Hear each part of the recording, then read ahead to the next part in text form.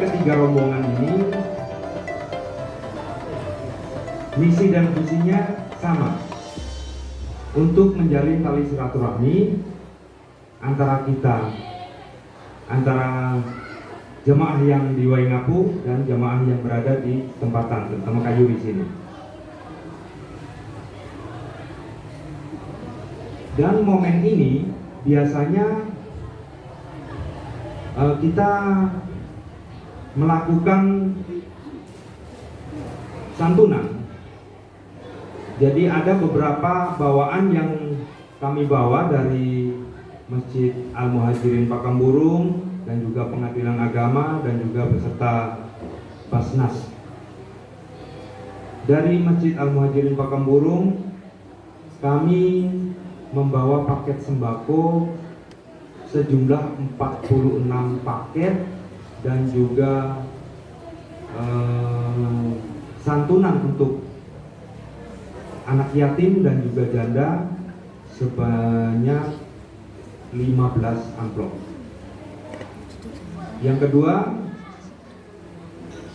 ada material untuk meringankan Masjid Nurul Huda dalam renovasi, karena kami sudah survei beberapa hari yang lalu ke sini, ada beberapa bangunan masjid ini yang rusak. Ada plafonnya yang bolong dan juga sengnya sudah mulai bocor karena termakan usia. Jadi kita dari Muhajirin Pakamburung membawa material berupa cat sebanyak 1 galon 20 kilo. Terus ada triplex 5 lembar sama seng 10 lembar. Kipas angin 2 unit. Buku Iqra nggak salah ya ada mungkin sekitar 50 buku dan juga juz amal. Saya tambahkan sekalian, bawaan itu kita gabungkan dengan bawaan yang dibawa oleh Pengadilan Agama Waingapu berupa satu pak seng 50 lembar, dan juga dari Basnas berupa beras Basnas itu sejumlah 46 sak. Nanti mungkin bisa kita salurkan secara simbolis saja ya. Kalau kita satu persatu kayaknya waktunya nggak nutut, jadi kita simbolis saja.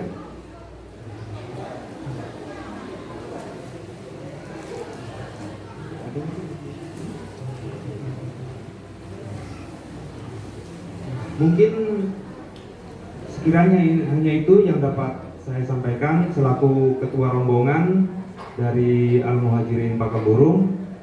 Terima kasih atas kesempatan yang diberikan. Wassalamualaikum warahmatullahi wabarakatuh. Alhamdulillah, syukurullah, salatu wassalamu ala rasulillah, wa ala wa wabarakatuh.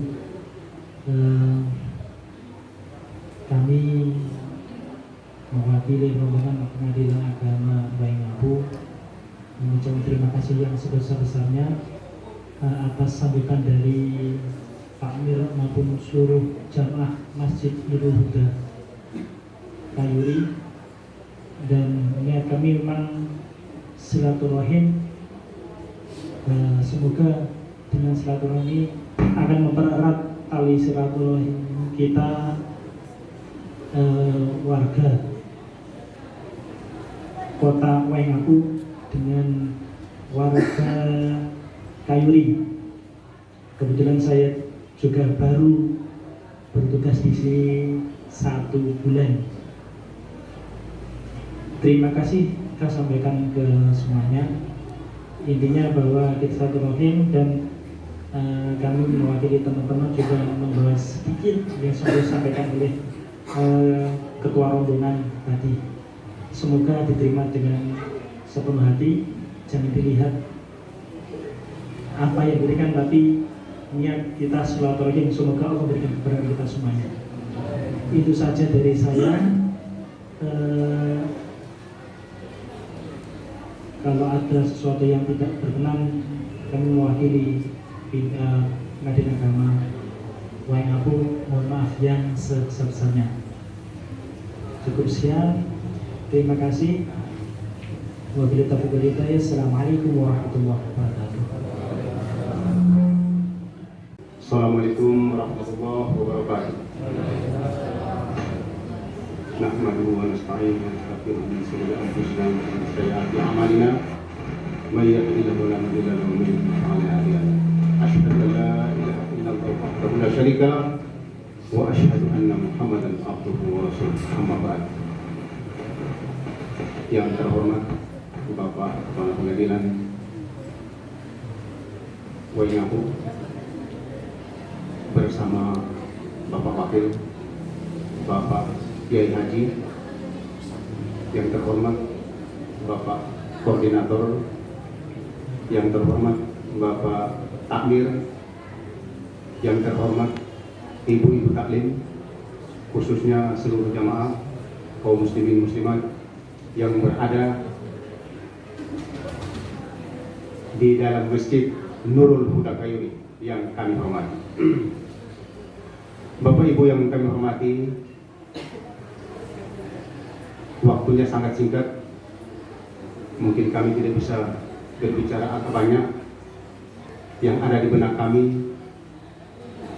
cuma ungkapan terima kasih yang sebesar-besarnya. Bapak Ibu telah merelakan perjalanan yang begitu jauh, membuang waktu, datang untuk melihat kami, datang untuk menengok kami. Inilah keberadaan kami, apa adanya. Mungkin nanti pada saat batal sampai selesai mungkin ditemui kekurangan. Itulah kelemahan kami, itulah kekurangan kami. Tapi jika ada kelebihan, itu semua datang dari Allah Subhanahu wa Ta'ala. Terima kasih yang sebesar-besarnya kami haturkan kepada Bapak Ibu yang telah menyumbang. Kami tidak melihat berapapun jumlahnya, itulah sumbangan dari Bapak Ibu dengan ikhlas, dengan tulus hati yang paling dalam. Insya Allah mudah-mudahan semua sumbangan Bapak Ibu itu diterima oleh Allah Subhanahu wa Ta'ala. Bapak Ibu yang kami hormati, waktu semakin dekat, kita semakin terkejar dengan waktu. Sekali lagi kami mohon maaf jika sebentar nanti ditemui hal-hal yang tidak berkenan dari tempat ini pula. Sekali lagi kami aturkan mohon maaf, beribu maaf. Jika ada kata atau kalimat yang lebih indah dari ucapan terima kasih, maka akan kami rangkaikan untuk menggantikan kata itu untuk mengucapkan terima kasih kepada Bapak Ibu yang telah hadir di tengah-tengah kami. Terima kasih banyak sekali lagi. Hanya itu yang dapat kami sampaikan. Billahi taufiq wal hidayah. Wassalamualaikum warahmatullahi wabarakatuh. Dari di Waingapu mungkin dengan mudahnya bisa makan siang di dermaga, di Mr. Cafe, di mana-mana gitu ya. Tetapi saudara-saudara kita tidak seberuntung itu. Hari-harinya mereka belum jelas apa yang mereka makan. Maka melalui puasa ini diharapkan kita punya kesadaran sosial bahwa hidup itu jangan memikirkan diri sendiri. Di luar sana banyak saudara-saudara kita yang untuk makan saja mereka masih susah, apalagi untuk hal-hal di luar itu, untuk pendidikan, untuk kesehatan dan lain sebagainya. Selain untuk menumbuhkan kepedulian sosial, kepekaan sosial, juga ternyata tidak ada jaminan setelah kita berlapar-lapar, berdahaga, berjuang seharian untuk tidak menyentuh makanan, tidak ada jaminan bahwa puasa kita itu akan diterima oleh Allah. Diceritakan dalam sebuah hadis diriwayatkan oleh Abu Hurairah. Beliau mengatakan pernah suatu ketika sahabat bertanya kepada Nabi, "Ya Rasulullah, ada seorang perempuan, sholatnya banyak, puasanya banyak, ma'annaha tu'zi jironaha, tetapi orang itu sering kali menyakiti tetangganya. Di mana kelak orang ini akan berada?" Rasulullah menjawab, "Wahya finnar." Orang itu kelak tempatnya di neraka. Terus ya Rasul, ada juga seorang perempuan, dia sedikit sholatnya, sedikit puasanya, tetapi dia tidak pernah menyakiti tetangganya. Di mana mereka, di mana orang itu akan berada? Rasulullah menjawab, "Wahya fil jannah." Orang itu kelak akan berada di surga. Jadi Bapak Ibu sekalian, ternyata puasa itu ada kaitannya dengan kesalehan sosial, ya. Dan itu banyak hadis-hadis yang lain yang mendukung itu. Disebutkan kamin shaimin laisa lahu min siyamihi illa ju'. Berapa banyak orang yang berpuasa tapi dia tidak mendapatkan apa-apa dari puasa kecuali hanya lapar. Dia tidak mendapatkan pahala. Di hadis yang lain, "Man lam yada' qawla zur wal 'amala bihi falaysa lillahi hajatun fi an yada'a ta'amahu wa syarabahu." Orang yang tidak meninggalkan berdusta, berbohong, menipu, mengakali orang lain, ya, orang yang tidak meninggalkan perbuatan itu, maka Allah tidak butuh orang itu meninggalkan makanan dan minuman. Jadi Bapak Ibu sekalian, puasa saja tanpa dibarengi dengan kesalehan sosial, berbuat baik kepada orang lain atau sebaliknya meninggalkan keburukan, itu tidak cukup. Oke. Jadi dari dua hal itu, maka puasa bisa kita konstruksi, kita rumuskan bahwa puasa itu bertujuan untuk membentuk karakter seorang muslim yang dua hal. Ketika dia hidup di tengah-tengah masyarakat, maka yang ingin dibentuk oleh puasa itu adalah pribadi seorang muslim satu, yaitu yang peduli dengan orang lain, yang bermanfaat atau berguna bagi orang lain.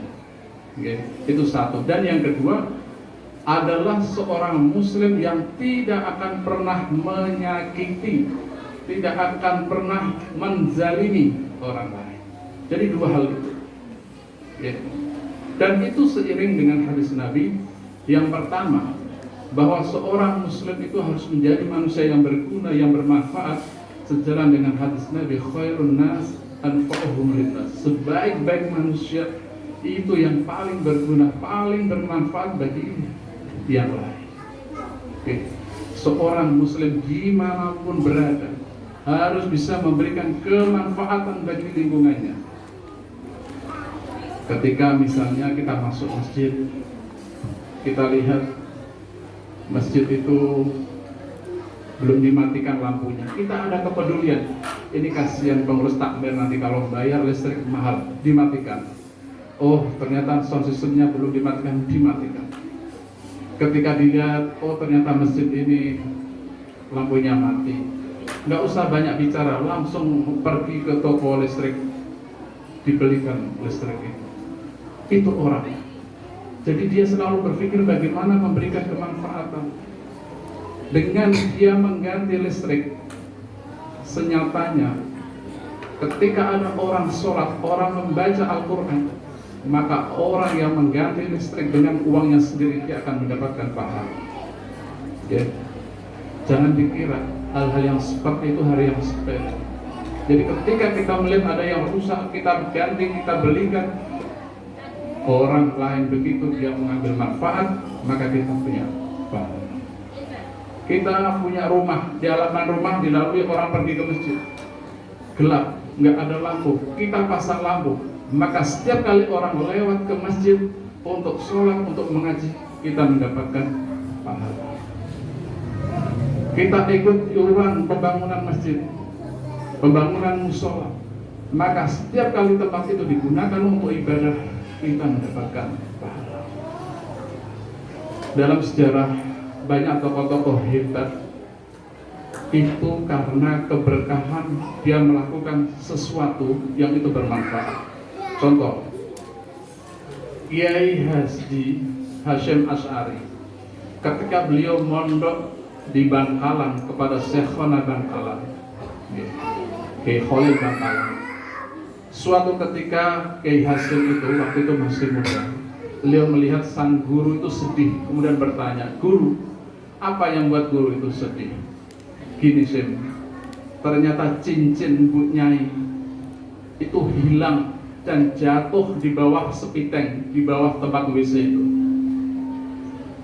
Kiai Hasyim Asy'ari yang masih muda langsung menguras itu sepiteng, dia cari itu cincin Bu Nyai dan ternyata ketemu. Kemudian Kiai Khalil mengatakan, "Saya doakan kamu jadi orang besar Hasyim." Dan benar, Kiai Hasyim Asy'ari kemudian menjadi kiai besar. Beliau mendirikan organisasi namanya Nahdlatul Ulama yang menjadi organisasi terbesar di Indonesia karena keberkahannya. Pernah juga Kiai Hasyim Asy'ari yang mendirikan pondok pesantren Tebu Ireng itu punya murid yang namanya Kiai Romli Tamim. Kiai Romli itu kalau malam ketika teman-temannya pada tidur, beliau ambil air, dia ngangsu, dia isi kolah kiainya dengan harapan ketika kiai itu bangun sudah ada air wudhu, sudah ada air untuk mandi. Dan itu beliau lakukan selama mondok. Ternyata benar itu membawa keberkahan dan Kiai Romli Tamim kemudian menjadi ulama besar. Beliaulah yang menemukan yang namanya istighosah. Jadi istighosah yang sering kita kenal itu dirumuskan oleh Kiai Romli Tamim yang kemudian mendirikan pondok pesantren Darul Ulum Rejoso Petorongan Jombang dan banyak yang lain. Kita sering melihat kenapa anak-anak itu ketika di masjid dia membalik sandal, ketika ada guru, ketika ada kiai sandalnya dibalik.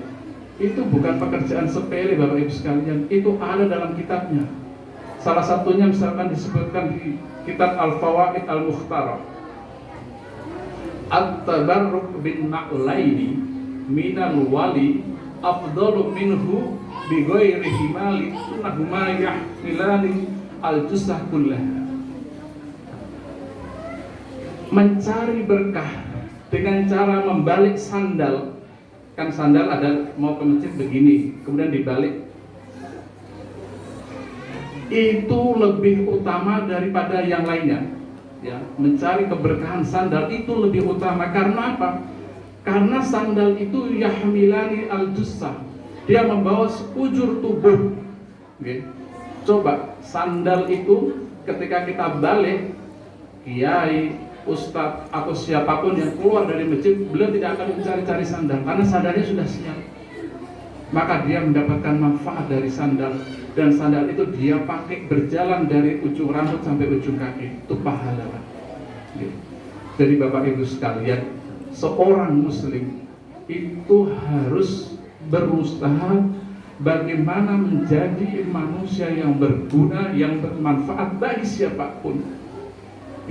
Dan itu yang disasar oleh puasa, supaya kita punya empati, supaya kita punya solidaritas, supaya kita punya kepekaan sosial. Gitu. Disebutkan dalam sebuah hadis, Rasulullah bersabda, "Ya Abadar, idza tabaqta marabatan fa'athir ma'ha wa ta'ahad jironaka." Hai Abu Dar, kalau kamu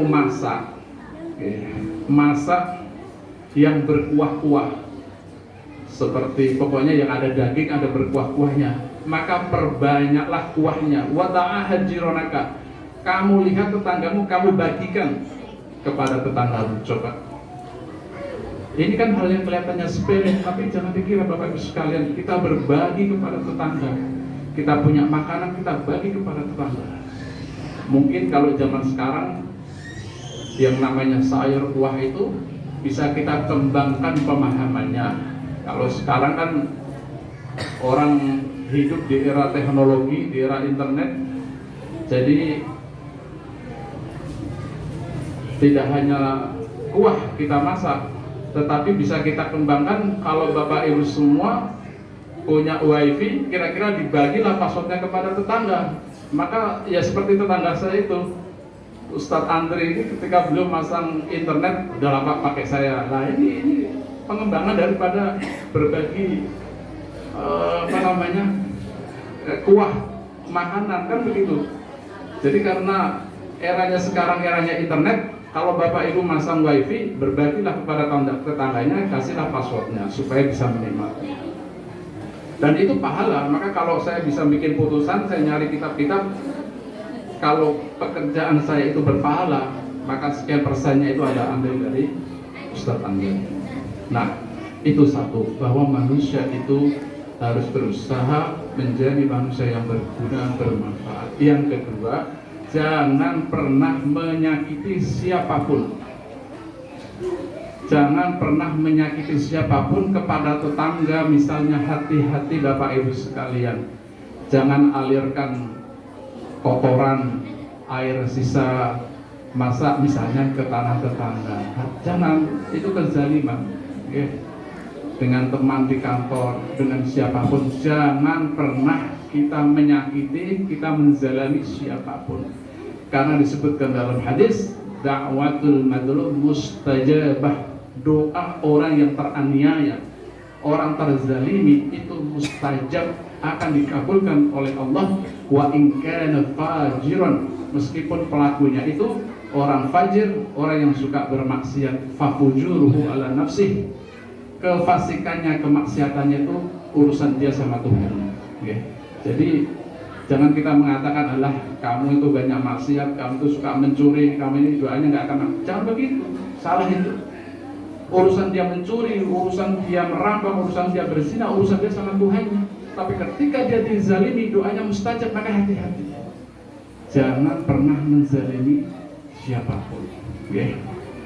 Bapak Ibu sekalian, jadi intinya dua hal itu saja yang ingin saya sampaikan, bahwa puasa itu menyasar pembentuk kepribadian manusia yang selalu berusaha untuk berbagi kemanfaatan kepada siapapun, di mana berada. Di mana berada, jadilah manusia-manusia yang selalu berguna, yang bermanfaat. Jangan sebaliknya jadi sampah masyarakat yang didoakan oleh orang supaya pergi dari kampung itu, nanti akan selamatan potong sapi kalau kita keluar dari situ. Jadi hati-hati, jangan pernah seperti itu, jangan jadi sampah masyarakat. Bapak Ibu sekalian, maka pada kesempatan kali ini kami hadir, di antaranya adalah bagian dari itu, untuk berbagi, untuk memberikan kemanfaatan. Kami tadi sudah disuguhkan oleh panitia, ada membawa sesuatu, mudah-mudahan itu bermanfaat, mudah-mudahan dari apa yang kita bawa itu bisa berguna, bisa bermanfaat bagi Masjid Nurul Huda Kayur ini. Demikian yang kami sampaikan. Wallahul muwaffiq wal hadi ila sabilir rasyad, wabillahi taufiq wal hidayah. Assalamualaikum warahmatullahi wabarakatuh. Zawali MC, semoga kita mendapatkan keberkahan beliau, keberkahan guru-guru kita yang telah mendahului dan yang masih hidup. Insyaallah apa yang beliau sampaikan pada intinya adalah bagaimana kita bermanfaat bagi orang lain. Sebaik-baik manusia adalah yang bermanfaat bagi saudaranya.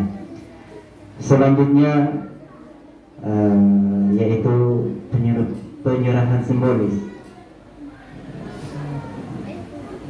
Yang pertama, penyerahan simbolis yang pertama yaitu amplop yang berisi 3 juta yang diserahkan langsung oleh Bapak Sugito Slamet, dan akan kami mohon kepada Bapak Ketua Takmir Masjid Nurul Hikmah Bayuri untuk menerimanya. Waktu dan kesempatan kami persilakan.